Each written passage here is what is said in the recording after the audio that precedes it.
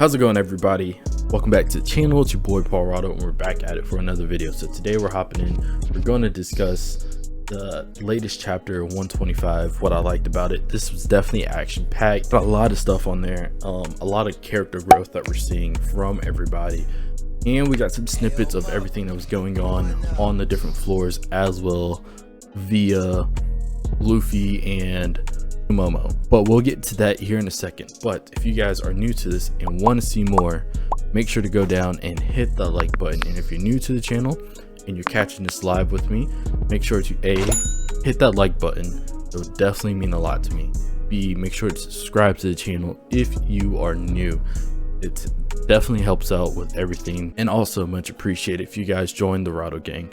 But with all that being said, make sure to grab drinks, get comfortable, top into this video. Okay, so we open up. The chapter was pretty cool, especially from the conversations that we were having last week, given the whole Usopp scenario, because last week we had Usopp being a conqueror in quotes, and with that he was pretty much faking it. But now in this cover story, we got being a captain for real. We see what Oda would draw his Jolly Roger as, which is pretty cool. It's pretty much a pirate skull with a big nose, and then he has two instead of bones, which is very interesting. But I do like his Jolly Roger that way. A lot of this revolves around Momo's story on exactly how he's able to control his powers. Also, Bien, what is up, man? And yeah, so we open up, Luffy's yelling at Momo to hurry up and fly, and for some reason Momo's saying that his body was frozen in a way, kind of, and he needs his body to unfreeze, which is really weird. Definitely gonna have to wait for the official to come out, so you know, you guys check the official. Still unable to fly right away, and Luffy's just nagging at him back and forth, just getting on him like, dude, you're an adult now. There's no need to be afraid of heights. We got stuff we need to do, and I don't need you to be here on the ground. Momo is just trying to mentally get ready. Everybody else that's there, the Heart Pirates, and I don't know her name off the top of my head right now, but they're all just looking, and Luffy's trying to train him to get ready to go off to the rooftop, kind of just standing there like, this man's being so brutal to him. And Luffy, and you can hear their conversation in the background, Luffy's like, I need to get to everybody because Kaido's gonna run rampant and we need to hurry up and go. And Momo's like, I know this. And then he's like, okay, then we'll fly.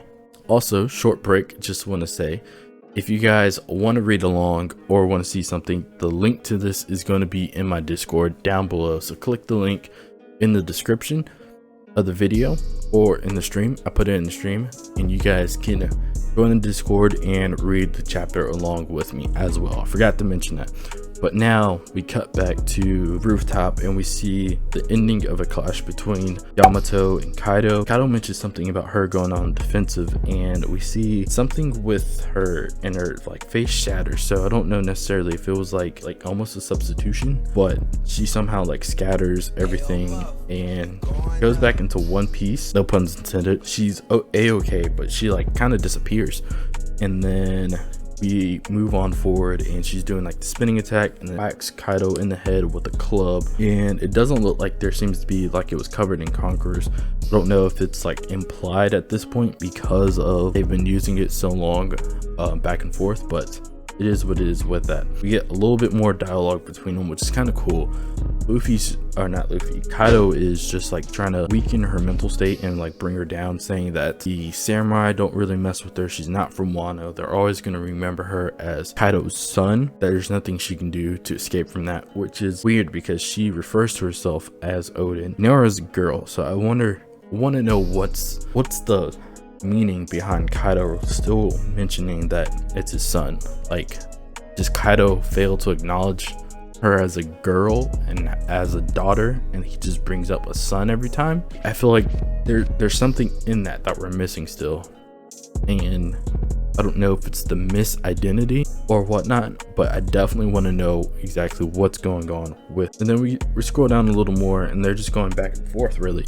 Like, we're getting some good hatred dialogue from Kaido, just bashing all of Yamato's beliefs and everything that she does here in the story, and like what she stands for, and just pretty much saying it's crap.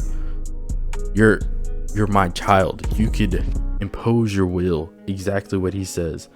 You can impose your will on anybody, get what you want out of this world, but you fail to do it. And that is just something interesting, because he's mentioning what she could be doing, especially with Conqueror's Haki, but she just chooses not to. Her ambition is only to save Wano and to defeat him, and it's just something that doesn't make sense to him. And then as he's mentioned that, there's like different throwbacks that are going around, and there's one with we see somebody being executed for feeding Yamato, and looks like potentially a samurai. However, hard to tell, but they were definitely getting executed, but it just looks like a samurai because of the sword. So I wonder if it's one of the ones that were in the cave with her back, well, it was during a flashback, so I wonder if it was one of those samurai that did that. And then they go back to fighting back and forth, and Yamato gets several strikes into his head. Luffy is riding Momo, and Momo is flying blind. This is kind of feeds into to show us that he still has that 8-year-old mindset, which is good, because we're seeing a character progression in terms of how Momo's gonna handle himself, going from being a complete child to a child in an adult's body, but with its dragon form. And he's still getting used to it. He unfortunately has to get used to its powers on the fly when it matters the most, so there's the pressure of that. But he flies blind, runs into the live floor where everybody's fighting. Everybody stops.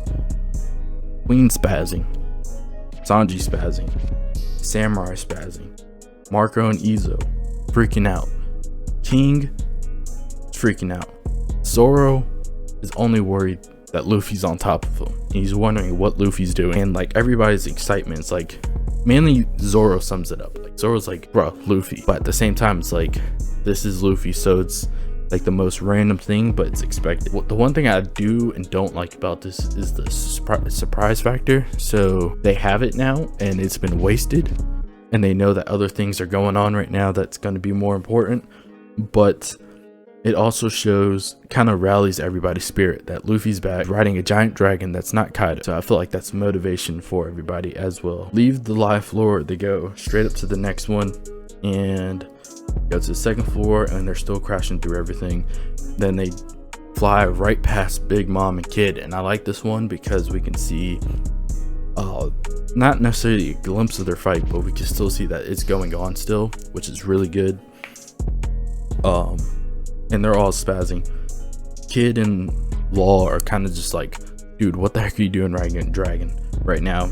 And Big Mom's like just shocked overall on what's happening going on currently, and Luffy's face is just hilarious. Like he's holding on for dear life, because Momo's like speeding through, like Momo's flying fast, but he's just flying blindly, which is, I do and don't like that, but it is what it is with that as well.